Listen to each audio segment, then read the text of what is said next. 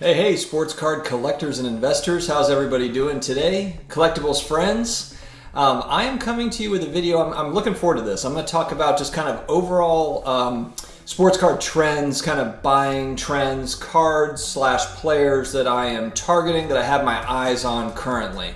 But before I get into it, please subscribe if you have not already. We have more than 260 videos on the channel. We come out with daily videos every single day. I guess that's what daily means. I probably could have just left it at that.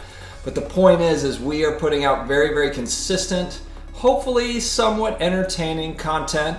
And we really, really appreciate you being here and for checking us out. So please do subscribe, and we will keep that consistent flow of content coming. It's all about collectibles, a lot of sports cards, a lot of comic books, action figures, and different kind of collectibles type stuff, all wrapped into a personal finance bun. Wrapped in a bun?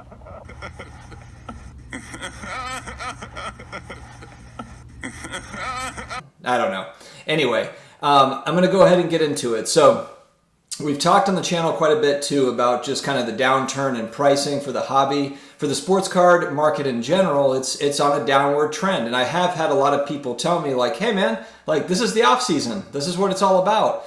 And I do hear you. I hear you that I think that that's certainly an element of it. You don't have basketball right now. Football's kind of midway through the season. Baseball's wrapping up. Hockey just ended. So I get it. It's kind of a lull in the action, and I do understand that. I do think that there's other factors that are contributing to that downturn right now, and that's what I was talking about on some of my other videos. But to each your own. I really, really enjoy hearing the feedback, and I learn a lot from viewership. So I really appreciate the comments and the DMs and so forth about this stuff. I think it's very, very intriguing stuff. So based on kind of some of the trends that I've been seeing, is it a buying opportunity? Well, if you look at the last 6 months, it's certainly probably the lowest prices we've seen for a lot of cards in the last 6 months. So could it be a buying opportunity? Maybe.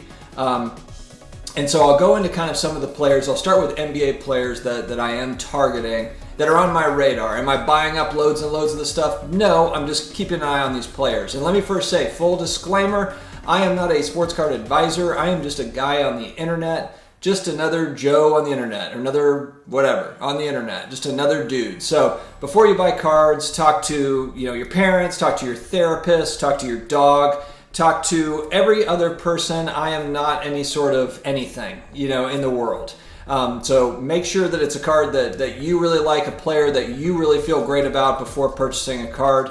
As I said, I'm just throwing out my opinions and hopefully somewhat entertaining you to some degree. So here we go. So I've got 9 players that I'm looking at in the NBA. Not necessarily all in this order, but these are the 9 that are on my radar, just kind of based on what I saw over this past season and the last couple of seasons. Now, what I will say is these are all younger players within the last, I would say like 6-7 years in the league. So I'm not talking about Steph Curry, who I really like. I think he's going to be an all-time great.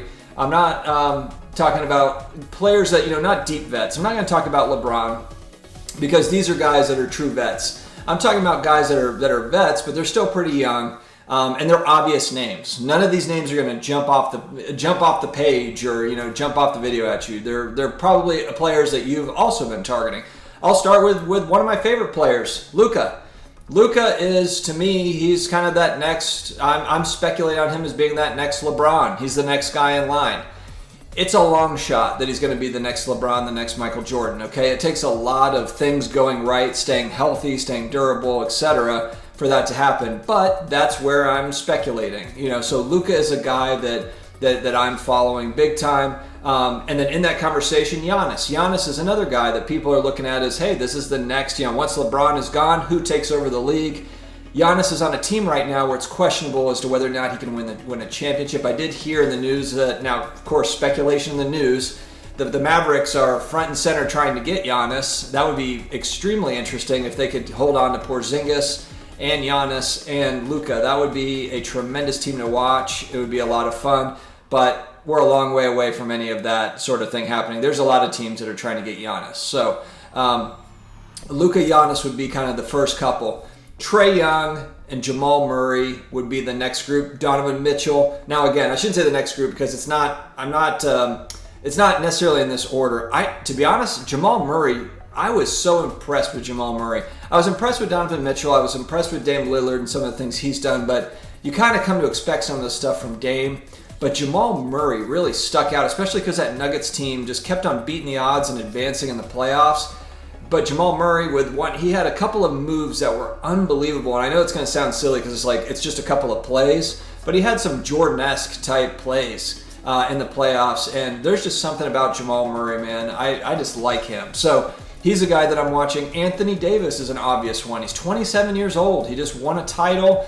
And look, does he have another couple of titles in him? Maybe, with the Lakers. There's a lot to like about that Lakers team with LeBron on it. Now, how long will LeBron play? I think that's going to be a huge question mark. And then they have to fight off the rest of the West, which is not going to be easy. So, interesting times ahead. But AD is a guy. Now, he's a big. He's got to watch his health. It's tough to stay healthy. I think he got banged up quite a bit in those playoffs. And another guy, Jokic, the Joker.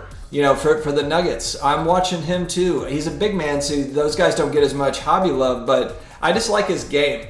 So there's kind of that collector mentality too with me. I like that he's not flashy. He just goes about his business, but he can be very dominant. And I just like that. That Nuggets team showed me a lot. It's like, man, that's a good young team. Kind of like the Heat. I should say there's actually 10, because I would add Jimmy Butler to the list. That would be kind of an obvious one, but honestly, I think you could look at the whole Heat team, that young Heat team, and there's a lot of exciting guys on that Heat team. Now, I think the question was this kind of just a flash in the pan type thing where the Heat got to the finals? Is it never going to happen again, or are the Heat here to stay and they're going to build off of what they're doing? And they're also another team that's supposedly in the Giannis sweepstakes as well. Again, this is just off-season speculation, but still, man, could you imagine Giannis on the Heat with some of those guys? I mean, so the NBA is so exciting right now because there's so much talent, so much talent in the NBA spread all around. So it's not a league where there's 5 guys that just dominate and then there's all the rest. I mean, you have a lot of really, really good players. Another guy that I really liked is Devin Booker. Devin Booker's 23 years old and led the Suns to a 9-0 record and really should have been in the playoffs if they'd had a little bit of a better record going in. They would have been there. So, the Suns are a team, I don't know if they'll ever get over the hump, but Booker, maybe he lands somewhere else. But, man, I was really, really impressed with him. So those are the guys that I think that I named them all off. But those are the guys that I'm really focused on right now as just, targets. Oh, the other one I forgot, Jason Tatum.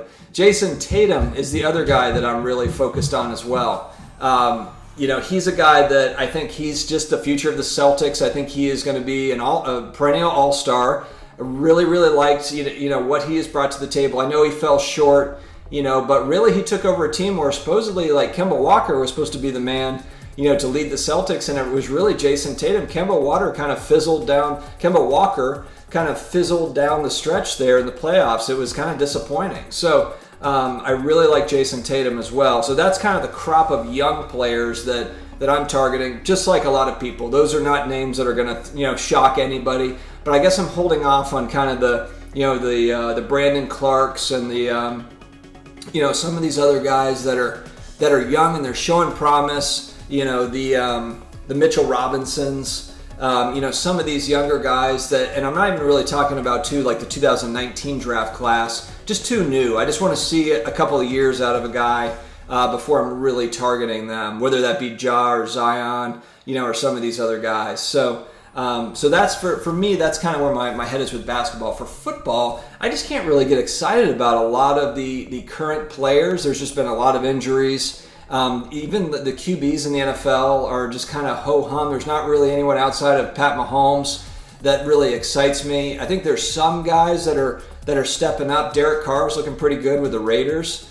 But it's just not, and I don't know if it's just there's no fans in the stadiums and it's taken some of the wind out for me, but the current crop of players, it's just kind of like a ho-hum type season for me. So it makes me look back, and it's no secret on the channel, I've been buying vintage football cards, 60s, 70s, 80s cards. And I've really been having a good time with that. I'm really focused on all-time greats. And one guy that's an all-time great, that or will be, is Drew Brees, still playing. And you'd think as a New Orleans Saints fan, I would have loads of Brees cards, but I have 2 of his rookie cards. One of them I got from sports card YouTuber Flipping Steve, that he sold me recently. And then I have an 2001 Topps Brees rookie BGS 8.5 with the cracked case that I need to get fixed. But he's a guy I just keep looking at, and his stats I think are going to hold up over time fairly well. I don't know if he's going to hold those records forever. He probably won't. But I think he's got probably a solid decade before anyone gets anywhere close to him. I just don't know if any of the other guys that have been playing for a while are going to get to the touchdown record or the yards record. So I just think he's going to be a relevant player for a long time. You could say the same about Aaron Rodgers, but Rodgers' cards are already high because the Packers have gotten off to such a hot start, and Rodgers is looking like he's 28 out there. He's looking fantastic. So I don't feel like there's a lot of bargains with Aaron Rodgers stuff, but so those are guys I'm looking at. So I'm going back to on that note, for football and for basketball, vintage cards, 70s vintage cards from both. 70s football, 70s basketball that's graded. Preferably PSA graded. It's okay for me if it's lower grades, but if it's a player that's just an all-timer, like Lou Alcindor, Kareem Abdul-Jabbar, I don't have any of his 70s cards yet. I don't have a rookie card of his either, but he's a guy I look at and it's like, that's probably someone I want to put. I'll probably put some resources into him over the next 12 months. After vintage kind of cools off, hopefully it cools back down a little bit more just because maybe the next season starts. But I would like to get some of his 70s, some of his Lakers stuff from the 70s that's graded, because one, I think they're really cool cards. And then also I just think he's one of those all-time great players that just doesn't get enough respect. I think there's some really good values there. And on the football side, I think you see the same things with some of the 70s quarterbacks, the 80s quarterbacks, and running backs from those eras. I've said I've got a Jim Brown rookie card, which is a 57 Topps, but I picked up an Earl Campbell rookie card, which is a 75 Topps, I believe, maybe. But that's the type of stuff that interests me. Just those. I'm looking at all-timers, all-time greats that are outside of the LeBrons and the Michael Jordans and the Tom Bradys. But I also do want to get back into, I shouldn't say back into because I've never had lots of Michael Jordan, but I would like to have some Michael Jordan. I'm going to wait for the right time to get them, and specifically Michael Jordan, Magic Johnson, Larry Bird. Those 3 guys were really critical guys from 1980 to really 2000. Not necessarily Magic and Bird, but Magic and Bird from 1980 to 92, 94. They were very important players in the NBA. And even what they've done after their playing days, they're important players long term. So those are guys that I'm paying attention to. Again, graded cards. I'm not buying raw cards from the 60s or 70s. I don't have a good enough eye to know if they're fakes or any of that stuff, but that's the type of stuff I'm looking for. I'm paying very close attention to see if there's any real good kind of bargain bin type stuff. I'm looking for eye appeal too. With some of these 70s cards, you can get a PSA 6 that looks fantastic, but maybe it just has it's got a bad corner or something that brought the grade down, but the coloring's fantastic. Those are things I'm paying attention to. Man, I can't wait to go to a card show, namely the National, next year, to where I can really get up close and look at cards as opposed to buying off eBay. I'm going to try out my LCS as well here this weekend. So, there's definitely, there's certainly some buying opportunities right now. And I think it's just a question of where are you choosing to go. And I'd like to hear from viewership. I love learning from you guys as well. So tell me kind of where you're targeting. Are you on the vintage side, the modern side, the ultra modern side? What sports cards are you targeting? I want to learn. I want to know about it. So guys, thank you very much for joining. Let's keep our head up, keep collecting, keep investing, keep on coming back. Subscribe now so that you get notifications every single day I release videos. Sometimes I release multiple videos a day. So if you don't mind seeing my giant head a couple of times a day, please subscribe and hit that notification button. Thanks, guys. We'll talk to you later.